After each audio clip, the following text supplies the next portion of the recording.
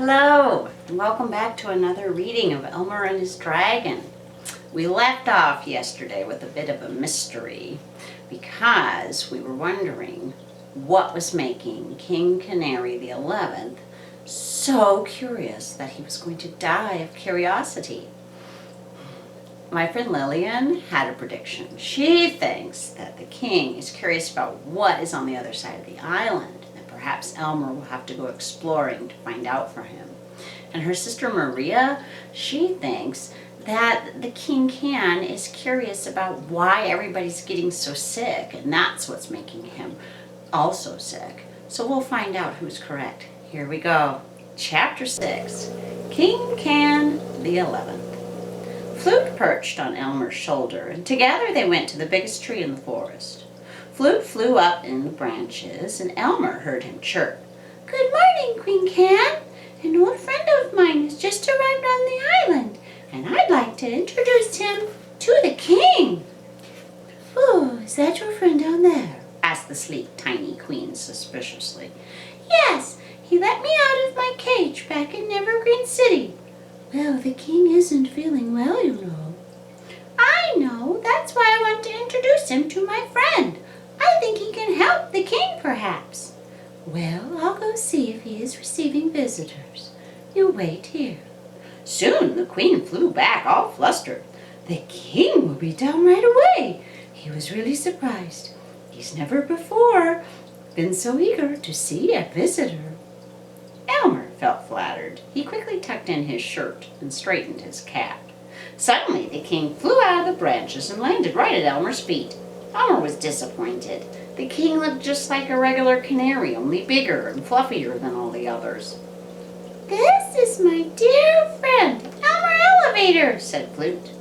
"Hello, won't you sit down?" said King Can the 11th. "Thank you," said Elmer, squatting down on the pine needles. "It is a great honor to have you on our island," said the king.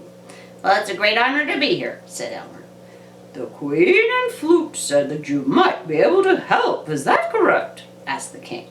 "Yes," said Elmer. "I thought perhaps I could help you find out whatever you're so curious to know. And then all the other birds wouldn't be so curious to know why you're so curious, and then everyone would get well." Said the king. "Do you have some special plan?" "Well, you'd have to help out by telling me what's bothering you," said Elmer. "That's what I was afraid of. Why, this has been a family secret ever since my great-great-great-great-great-great-great-great-grandfather was a young canary. No, I couldn't possibly tell you," snorted King Can the 11th. "Well, then I can't help you after all," said Elmer, getting up. "I'm sorry I bothered you, your majesty, about it. Goodbye." Elmer and Flute sadly started back through the pine trees. "Oh, just a moment," called the king. "Maybe we could work something out. I'm awfully tired of being curious. Yes, by gosh, I believe I will tell you. But don't you dare tell anyone else." "I promise," said Elmer. "Flute, you go up and chatter with the queen, your friend, and I wish to be alone." The king whispered to Elmer, "You can't imagine how hard it is for me to tell you our family secret." "Well, yes, I'm sure it's extremely difficult," said Elmer helpfully. "Well, the secret is,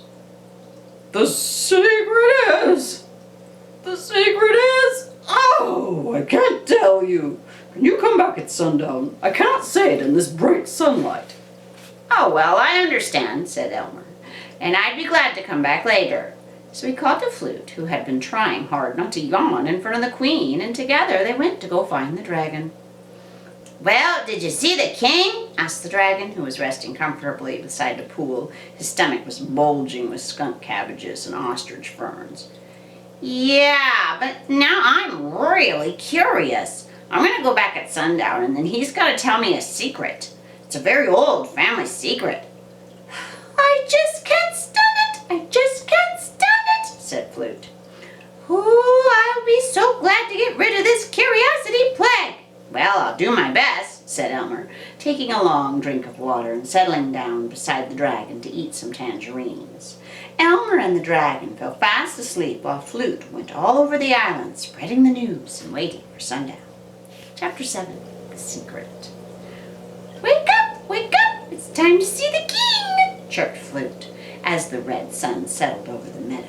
Elmer opened his eyes and forgot for a moment where he was. Then he jumped up and put on his knapsack.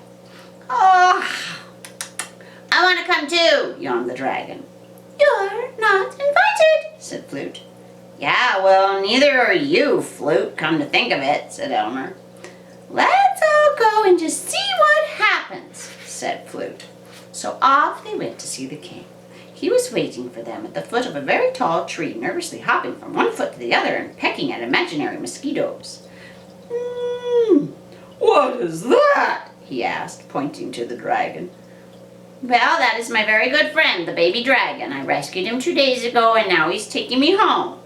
I don't like him, said the king, feeling small and helpless. Oh, yes, you will, said Flute. Quiet, Flute. I guess I know what I will like and what I will not. The dragon drooped his head and began to back away. Oh, well, said the king. Come on back. If I'm going to tell the secret to anyone, it's never going to be a secret anymore, and I suppose you might as well know, too. I do wish it weren't such an old secret. Flute, the dragon, and Elmer waited quietly while the king looked at the ground, then up at the tree, and then down at the ground. Treasure, he whispered so suddenly that they all jumped into the air. At least, I think it's treasure, but I can't find out without your help. Where? Asked Elmer. It's not very far from here, said the king. Elmer, Flute, and the dragon looked every which way to see where the treasure could be. Oh, gosh, I guess I'll have to tell you that too, huh? Said the poor old King Can the 11th. It's buried right under this tree in a big iron chest. What sort of treasure? Asked Elmer. That's what I'm dying of curiosity to know, said the king. So that's it, said Flute. You're sure it's right here? That this is the right tree? Asked Elmer. Absolutely, you see. It's a much bigger tree than all the others, and that's because it was the only one here when the settlers came. They planted the other pines in the apple orchard so they'd have wood and food when they returned, but then they never came back, so their chest is still buried right here. Everybody waited for the king to continue, but he didn't, so Elmer said, well, let's just dig it up. Oh, yes, let's dig it up, echoed Flute. All right, said the king. My secret's all spoiled now anyway. You'll find a shovel under that rock. What shovel? Asked Elmer. The settlers left a shovel over there. It's rusty by now, but it's probably better than nothing. Elmer went to get the shovel while the king danced around on the pine needles, chirping, I'm feeling better already. The queen kept tittering and muttering to herself, oh, I never thought I'd live to see this day. Now, where do I start digging? Asked Elmer. Well, it's a rhyme, said the king. And it goes like this. 4 shovel lengths from the trunk of the pine, making the rock the guide for the line. Elmer carefully measured the distance and began to dig. The dragon did his best to help while Flute and the king and the queen sat watching the hole growing deeper. By now it was dark in the pine forest, but enough moonlight filtered through the branches of the tall trees so that they could just see what they were doing. They dug for 6 hours without ever hitting a root or a rock or anything like an iron chest. Are you certain this is the right place? Asked Elmer, tired and discouraged. I'm positive, said the king. Just then the moon went under the clouds and Elmer's shovel hit something with a loud clang. The chest! They all shouted, but it was too dark to see.